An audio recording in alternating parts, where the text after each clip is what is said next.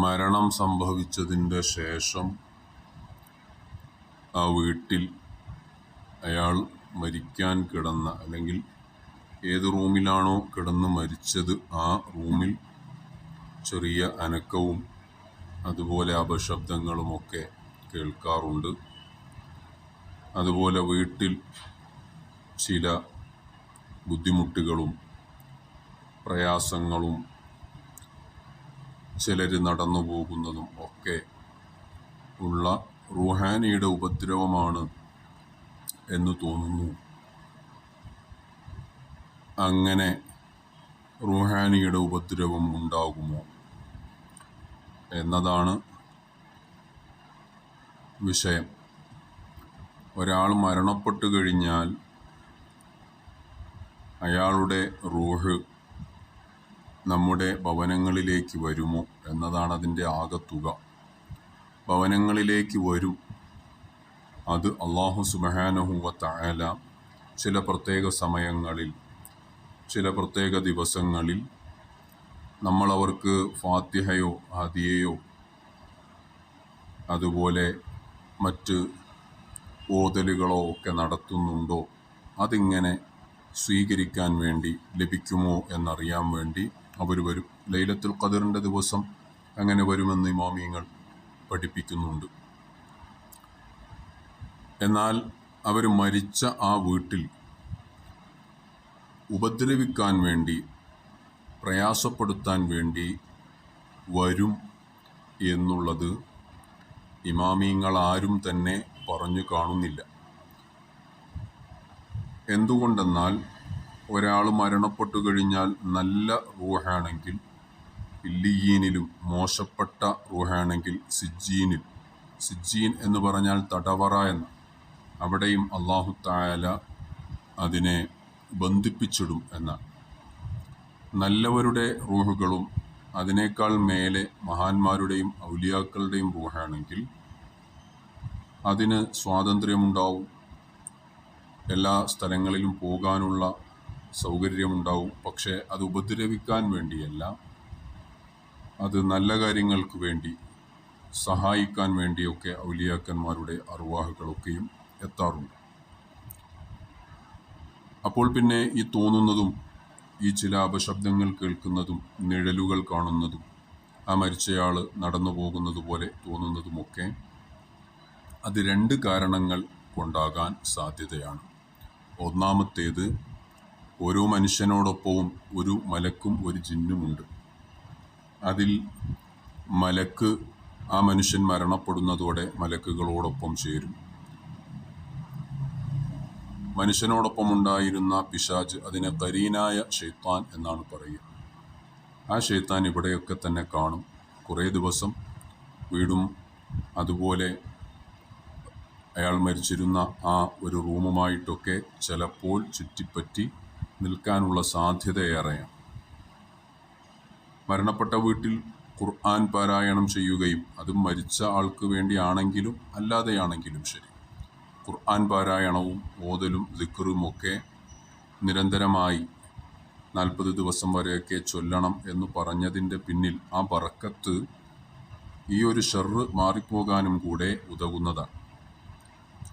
ഇപ്പോൾ സദാ ഖുർആൻ ഓതിക്കൊണ്ടിരിക്കുന്ന, ദിക്റ് ചൊല്ലിക്കൊണ്ടിരിക്കുന്ന വീട്ടിൽ ആ ഖരീനായ ശൈത്താന് നിൽക്കാൻ സാധിക്കുകയില്ല. മറ്റൊന്ന്, ആ മനുഷ്യനോടൊപ്പം ഉണ്ടായിരുന്നതല്ലാത്ത മറ്റു പിശാചുക്കളും അവിടെ വന്ന് വസ്വാസ് ഉണ്ടാക്കാൻ സാധ്യതയുണ്ട്. കാരണം മനുഷ്യൻ്റെ ഉള്ളിൽ ഒരു ചെറിയൊരു ഭയവും ഒരു പേടിയും, മരണപ്പെട്ട ആ ഒരു വീടാണ്, മരിച്ച റൂമാണ് എന്ന ഒരു ചിന്ത ചിലരുടെ ദുർബലരായ ഹൃദയരുടെ മനസ്സിലുണ്ടാവും. ഇതിനെ മുതലെടുക്കാൻ മനുഷ്യനെ ഭയപ്പെടുത്തുക, പേടിപ്പിക്കുക എന്നതാണ് പിശാചിൻ്റെ പ്രധാനപ്പെട്ട ദൗത്യം. ഇതിനെ മുതലെടുത്തുകൊണ്ട് ചെറിയ ചെറിയ ശബ്ദങ്ങളും ചെറിയ ചെറിയ മോശപ്പെട്ട രീതിയിലുള്ള അല്ലെങ്കിൽ നിഴലുകളും ചില രൂപങ്ങളുമൊക്കെ പ്രത്യക്ഷപ്പെടുത്തി മനുഷ്യനെ ഭയപ്പെടുത്താൻ മറ്റു പിശാചുക്കൾ ശ്രമിക്കാനും സാധ്യതയുണ്ട്. എന്നാൽ അതിൽ ഭയപ്പെട്ട് അതിൻ്റെ പിന്നാലെ ഭയങ്കരമായി മനുഷ്യൻ കൂടിക്കഴിഞ്ഞാൽ അത് അയാൾ തുടർന്നുകൊണ്ടേയിരിക്കും, ആ പിശാച്. എന്നാൽ ഇതൊക്കെയും സാധാരണമാണ്. ചില ദിവസങ്ങളിൽ ഇത്തരത്തിലുള്ള പൈശാചികമായ ചെറിയ കബളിപ്പിക്കലുകൾ ഉണ്ടാവും. അതിന് നമ്മൾ ഓതണം. കുറച്ച് ദിവസം ഖുർആനൊക്കെ വീട്ടിലിങ്ങനെ ഓതി വരുമ്പോൾ അത് സ്വമേധയാ തന്നെ ഒഴിഞ്ഞു പോകും എന്ന യഖീൻ, എന്ന ഒരു മനസ്സിന് ഹിമ്മത്ത് മനസ്സിൽ കൊടുക്കുകയും അതിൻ പ്രകാരം അതിനെ വല്ലാതെ മൈൻഡ് ചെയ്യാതെ നമ്മൾ ഖുർആനോദലും മറ്റുമായി മുന്നോട്ട് പോകുമ്പോൾ സ്വാഭാവികമായും തനിക്കിവിടെ സ്ഥാനമില്ല, അവർ തന്നെ ഗൗനിക്കുന്നില്ല എന്ന് മനസ്സിലാക്കി അത് സ്വമേധയാ തന്നെ ഒഴിഞ്ഞു പൊയ്ക്കോളും. അല്ലേലും അത് സ്ഥിരമായിട്ടവിടെ നിൽക്കാൻ വേണ്ടിയുള്ള ഉദ്ദേശത്തിലല്ല. ആ ഒരു സന്ദർഭത്തിനെ മുതലെടുത്തുകൊണ്ട് അതിനെ ഒന്ന് അതിനെ കാരണമാക്കി ഒന്ന് മനുഷ്യരെ ഒന്ന് പേടിപ്പിക്കുക. അങ്ങനെ ഭയപ്പെടുത്തുന്നത് കൊണ്ട് എന്താണ് പിശാചിനുള്ള നേട്ടം? അതും കൂടെ മനസ്സിലാക്കണം. അങ്ങനെ ഭയപ്പെടുത്തുന്നത് കൊണ്ട് എന്താണ് പിശാചിന് നേട്ടം? കുറേ നേട്ടങ്ങളുണ്ടാവും. ഒന്ന്, മാനസികമായിട്ട് തളർത്തുക. മാനസികമായിട്ട് തളരുമ്പോൾ എപ്പോഴും ഈ കാര്യം മാത്രം ചിന്തിച്ചുകൊണ്ടിരിക്കുക. മറ്റു ഇബാദത്തിലോ മറ്റു കുടുംബകാര്യങ്ങളിലോ മറ്റു സന്തോഷകരമായ കാര്യങ്ങളിലോ ഒന്നും ചിന്തിക്കുകയോ അതിലേക്ക് പോവുകയോ ചെയ്യാതെ എപ്പോഴും ഇതിനെക്കുറിച്ച് ഇങ്ങനെ ചിന്തിച്ചു കൊണ്ടിരിക്കുമ്പോൾ സ്വാഭാവികമായും ഇബാദത്തുകൾ കുറയും, ഉന്മേഷം കുറയും, എല്ലാ കാര്യങ്ങൾ, കുടുംബ ബന്ധങ്ങൾ തകരും. അങ്ങനെ മനുഷ്യൻ്റെ സമയത്തിനെ കവർന്നെടുക്കുക, തന്നിൽ മാത്രം അവരുടെ ചിന്തയെയും അവരുടെ രീതിയെയും ആലോചനകളെയും എല്ലാം എത്തിക്കുമ്പോൾ ജീവിതം താറുമാറാക്കുക, അതിലൂടെ ഇബാദത്തിൽ നിന്നും പിന്നോട്ട് പോവുക എന്നുള്ള ഒരു ഉദ്ദേശമാണ് പിശാചിനുള്ളത്. അതിനെ മൈൻഡ് ചെയ്യാതെ, അതിനെ അത്ര മുഖവിലക്കെടുക്കാതെ, ഇത് സ്വാഭാവികമായ ഒരു സാഹചര്യം മാത്രമാണ്. 2-3 ദിവസം അല്ലെങ്കിൽ ഒരാഴ്ച അല്ലെങ്കിൽ ഒരു 10-15 ദിവസം ഓതിക്കഴിഞ്ഞാൽ സ്വമേധയാ ഇതങ്ങ് പോകും എന്ന ധാരണ ഓരോരുത്തർക്കും ഉണ്ടാവണം. അതുപോലെ മരിച്ചവരെ കുളിപ്പിച്ച സ്ഥലത്ത്, മയ്യത്ത് കുളിപ്പിച്ച ആ വെള്ളമൊഴുക്കിയ സ്ഥലത്ത് അവിടെ തിരിയും. എല്ലാ ദിവസവും തിരി. സാധാരണ മരിച്ചപ്പോൾ ആ വ്യക്തി ധരിച്ചിരുന്ന ആ ഒരു വസ്ത്രം, ആ വസ്ത്രങ്ങളൊക്കെയും അഴിച്ചെടുത്ത് കുളിപ്പിച്ച വെള്ളവും ഒരു കുഴിയെടുത്ത് അതിലേക്ക് വെള്ളമൊഴുക്കി ആ കുഴിയിൽ തന്നെ ആ ഡ്രസ്സിട്ട് അത് മൂടുന്ന ഒരു പതിവാണ് സാധാരണ എല്ലാ സ്ഥലത്തും ഉള്ളത്. അതിനൊന്നും കുഴപ്പമൊന്നുമില്ല. എന്നിട്ട് എല്ലാ ദിവസവും വീട്ടിൽ യാസീൻ ഓതുമ്പോൾ, ആ മരിച്ച വ്യക്തിക്ക് വേണ്ടി യാസീൻ ഓതുമ്പോൾ ആ സ്ഥലത്ത്, ആ കുഴിച്ചിട്ട ഭാഗത്ത്, ആ വെള്ളം ഒഴുക്കിയ ആ ഭാഗത്ത് തിരി കത്തിച്ചു വെച്ച് ചെമ്പിൽ വെള്ളം കൊണ്ട് വെക്കുന്ന ചില സ്ഥലങ്ങളുണ്ട്. ചില സ്ഥലങ്ങളിൽ അങ്ങനെ ഉള്ളതായിട്ട് പറയപ്പെടുന്നു. അത്തരം കാര്യങ്ങൾ ആരും നമ്മുടെ ഇമാമിങ്ങൾ പഠിപ്പിച്ചതല്ല. അതൊക്കെയും അനാചാരമാണ്.